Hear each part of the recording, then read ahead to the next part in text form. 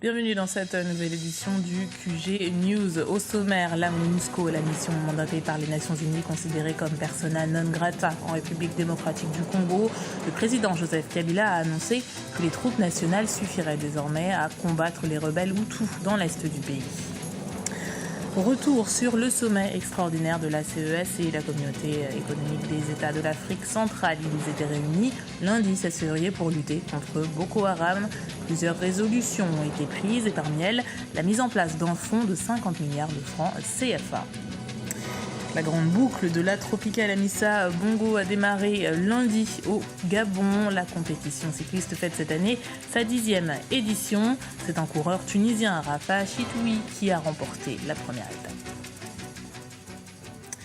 Le président de la République démocratique du Congo, Joseph Kabila, s'est exprimé sans équivoque face aux ambassadeurs de la communauté internationale. Le porte-parole Lambert Mandé l'a annoncé, l'État rejette l'aide de la MONUSCO, la mission mandatée par les Nations Unies, dans la traque des rebelles Hutus rwandais. Le président qui explique cette décision par un sentiment d'ingérence de la part de certains ambassadeurs. A noter que la MONUSCO avait demandé le remplacement de 2 généraux de l'armée congolaise. Écoutez l'analyse de notre éditorialiste Alfred Chango. Dans ce bras de fer qui oppose le gouvernement congolais à la MONUSCO, la RD Congo peut souverainement, légitimement engager ses propres troupes contre les FDLR sans qu'on puisse présager justement du résultat au final. Parce qu'il se pose beaucoup de problèmes des moyens logistiques, de moyens donc matériels, sanitaires et alimentaires et le financement d'une telle opération pour l'armée congolaise par le gouvernement congolais tout seul. La deuxième chose, ce que le gouvernement congolais ne peut pas faire, c'est-à-dire demander le désengagement total de la MONUSCO et du coup on a entendu dire qu'effectivement le mandat de la MONUSCO peut s'appliquer sans l'implication du gouvernement congolais et donc c'est une manière au fond de couper la poire en deux et de sauver la face aux uns et aux autres. Burkina Faso, ils avaient jusque-là choisi de rester en retrait. Les 26 partis politiques à l'origine de la contestation contre la modification de la Constitution se sont rassemblés en cadre de concertation. Ensemble, ils veulent assurer au bon déroulement de la transition. Une annonce qui intervient une semaine après le désaccord entre le Premier ministre Isaac Zida et la garde présidentielle. Pour rappel, le chef du gouvernement exigeait la démission de ce corps d'élite. La lutte contre Boko Haram est le thème qui préoccupe les instances de la sous-région en Afrique centrale depuis lundi. Le sommet extraordinaire organisé à Yaoundé s'est achevé lundi 16 février. Plusieurs résolutions ont été prises, comme la mise en place d'un fonds d'urgence pour le Cameroun et le Tchad, ou encore un partenariat avec la communauté économique des États de l'Afrique de l'Ouest. Retour sur ces mesures avec nos correspondants Narcisse Doumbé et Serge Kofi. C'est sur l'adoption d'une déclaration forte que les chefs d'État membres du Conseil de paix et de sécurité de l'Afrique centrale se sont séparés à l'issue du sommet de Yaoundé de ce lundi. Il est désormais question de mettre en commun les forces et les moyens des divers États membres de la CEAC, conformément au pacte de solidarité signé à Malabo en Guinée équatoriale en février 2000. L'Afrique centrale a donc pris l'engagement ce lundi de ne faire aucune concession face à la menace que représente Boko Haram pour la sous-région. Condamnons avec la plus grande fermeté les actions terroristes de Boko Haram au Nigeria, au Cameroun, au Tchad et au Niger. Condamnons également les financements et toute autre forme de soutien au groupe terroriste Boko Haram.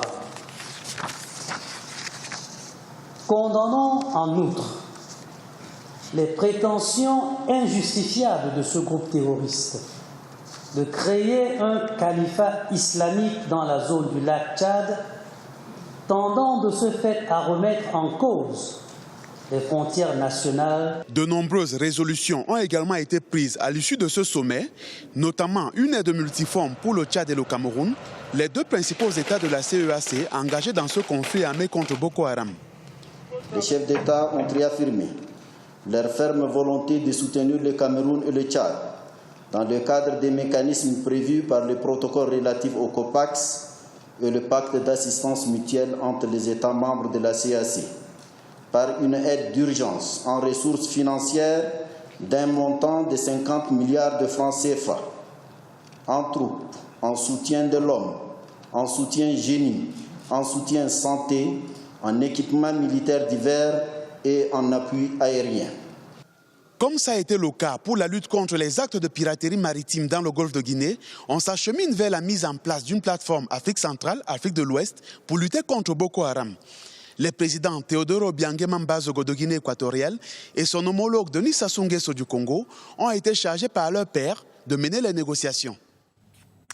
Ce sommet a donc été marqué par l'activation d'un pacte d'assistance mutuelle et de solidarité entre les États de la sous-région. Autre temps fort, c'est l'hommage rendu par le président camerounais Paul Biya à son homologue tchadien Idriss Déby Itno. Ce dernier a rendu visite aux soldats tchadiens blessés au front à l'hôpital de Yaoundé. Aminata Jack.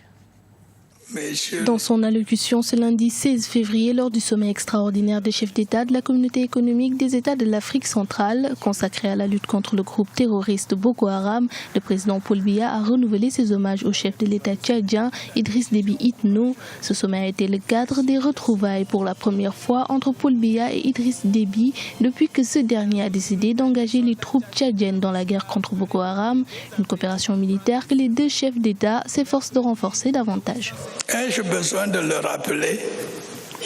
Le combat est aussi celui de l'ensemble de notre organisation. C'est le lieu pour moi de rendre un hommage fraternel au président Idriss Déby. Avec l'appui du peuple frère tchadien, il a pris la décision courageuse, en signe de solidarité, de nous envoyer en renfort un important contingent de soldats tchadiens.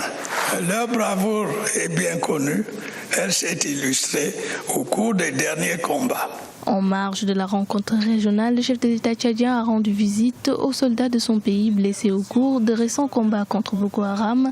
Il s'est félicité de la bonne prise en charge des militaires tchadiens internés à l'hôpital militaire de Yaoundé, la capitale camerounaise. Je suis très heureux de constater qu'il y a dans cet hôpital non seulement un plateau technique relevé, mais aussi un personnel hautement qualifié qui a sauvé des vies humaines. Nous n'avons pas eu l'idée un instant d'envoyer ces soldats se faire soigner ailleurs. Je tiens à féliciter toute l'équipe pour le travail exceptionnel qu'elle a là-bas. Le Tchad affiche sa ferme volonté de combattre les islamistes nigériens. À cet effet, le pays a pris jusqu'au 9 mars 2015 un exercice militaire que regroupe plusieurs États africains, européens et des forces spéciales américaines. Et puis, sachez qu'une marche a été organisée à Niamey, au Niger, en soutien aux troupes militaires pour lutter contre Boko Haram.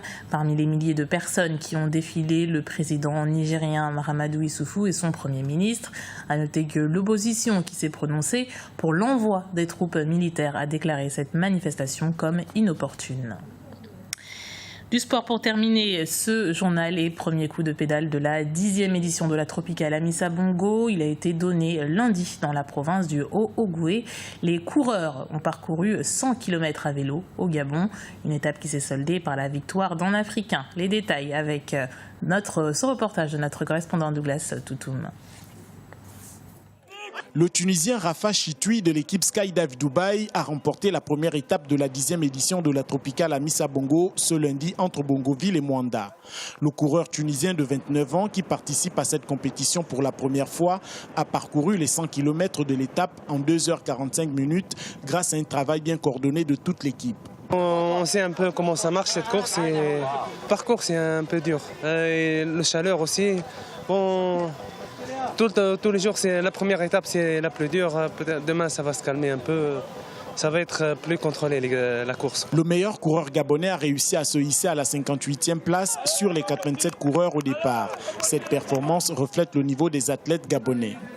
Cette première étape a été vraiment difficile pour nous, vu qu'avec les professionnels, le tempo qu'ils ont mis dans les premiers kilomètres jusqu'au 70e kilomètre, c'était l'enfer pour nous.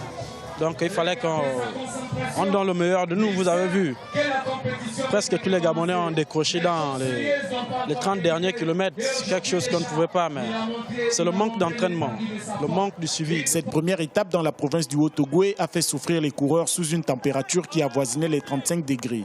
La seconde étape de cette compétition se déroulera dans les hauteurs de la province et s'annonce également très difficile pour les coureurs, mais surtout pour Rafa qui devra défendre son maillot jaune.